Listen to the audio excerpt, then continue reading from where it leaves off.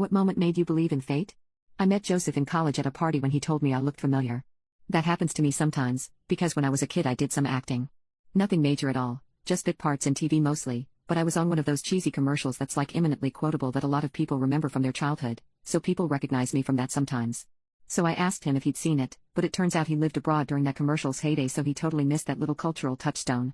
He couldn't figure out where he knew me from, but every so often he'd mention it and that it was driving him crazy. Ah well. Clearly not too crazy, since he dated me anyway. Our relationship was really nice and peaceful right from the start.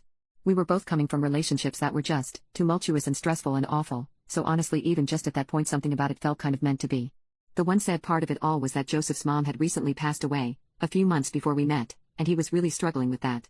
Her death was really sudden and they'd been really close. She had still been living overseas, and the next time he was supposed to see her was at Christmas. That made all the Christmas music and spam emails and holiday lights hit him hard, especially because his mom loved Christmas. This would be the first one ever that he spent without her. And he and I were doing so well, and whenever we had a really great moment, he'd have this bit of sadness and tell me how much it sucked that his mom would never get to meet me. Near the beginning of December, he wanted to watch his mom's favorite Christmas movie.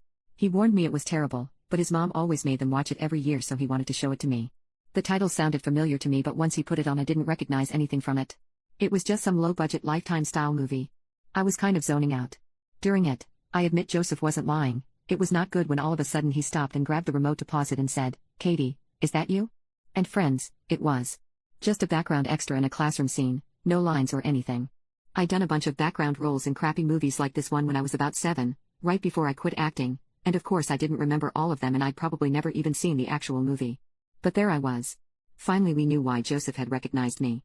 He'd seen me pretending to write in a notebook in the background of a movie he'd watched every single year for his entire life. He started to tear up when he realized that even though he'd never gotten to introduce me to his mom, she'd still seen me. Once a year, every year, on her favorite holiday. Fate is a big word, but this felt really big.